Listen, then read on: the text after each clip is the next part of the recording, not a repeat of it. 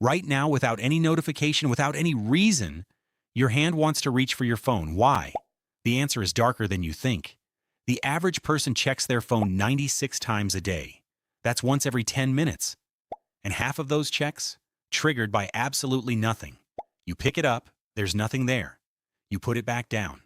5 minutes later, you do it again. Sound familiar? You're not alone and you're not crazy. Today, we're breaking down the 7 real psychological reasons your brain forces you to check your phone, even when there's nothing there. Reason number 1, the dopamine loop. Your brain is addicted to the possibility of reward, not the reward itself. Every phone check is a tiny gamble. Slot machines were designed to exploit this same loop. Pull the lever, maybe win. Check the phone, maybe a message. The unpredictability is the addiction. Reason 2, phantom vibration syndrome. Your brain becomes so wired to expect alerts, it literally starts hallucinating them. You feel a buzz. There was none. Studies show up to 90% of smartphone users have felt phantom vibrations. Your nervous system has been literally rewired by your device. Reason 3, FOMO, fear of missing out. Your brain treats social exclusion like physical pain. Being left out of a group chat feels like being left out of the tribe. This isn't weakness, it's evolution.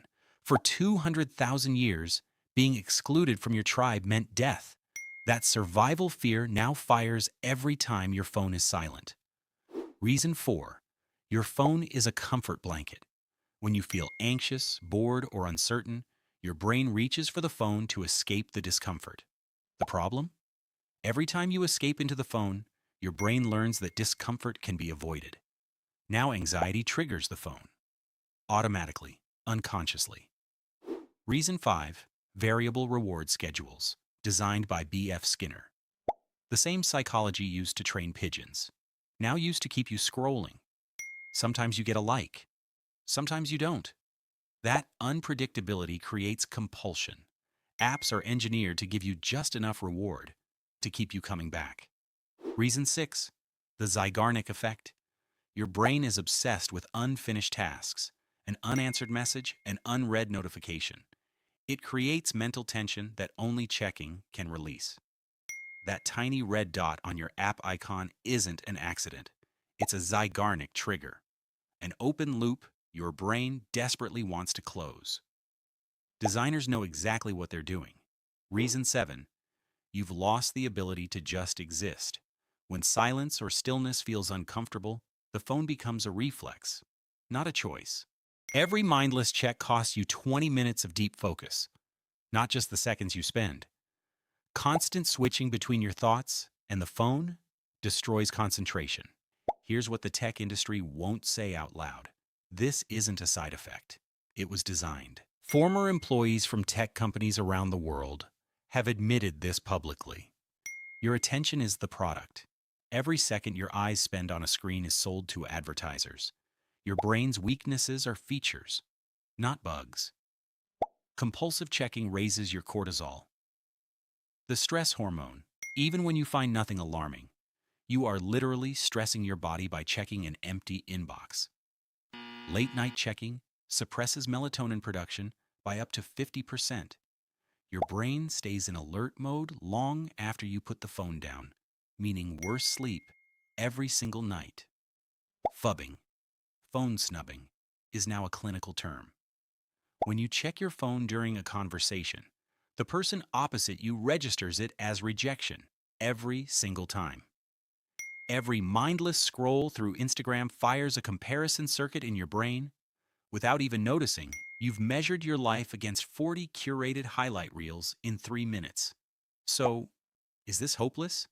Are you forever trapped in a billion-dollar engineered loop? The answer is no, but it requires understanding one critical thing about your brain: neuroplasticity. The same way your brain was wired into this habit, it can be rewired out of it. The loop is learned, which means it can be unlearned. Step 1. Designate phone-free zones: bedroom, dinner table, bathroom. Physical boundaries break the automatic reach. Your environment shapes your behavior more than willpower does. Step 2. Delete the red dots. Turn off all non-essential notifications. Every badge is a Zeigarnik trigger. Removing them removes the open loop that demands your attention. Step 3. Replace the reflex, not suppress it. When you feel the urge, take 3 deep breaths instead. You're teaching your brain a new response to boredom. Step 4. Check on a schedule, not on a reflex. Set 3 phone check windows per day. Knowing you'll check at 12, 3, and 6 p.m. dissolves the constant anxiety of missing something. Step 5. Learn to be bored again. Boredom is not the enemy. It is where creativity, self-reflection, and mental recovery live.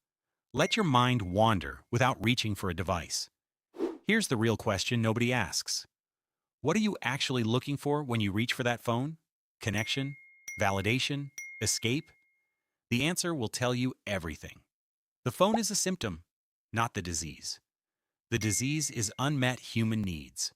For meaning, for belonging, for stimulation.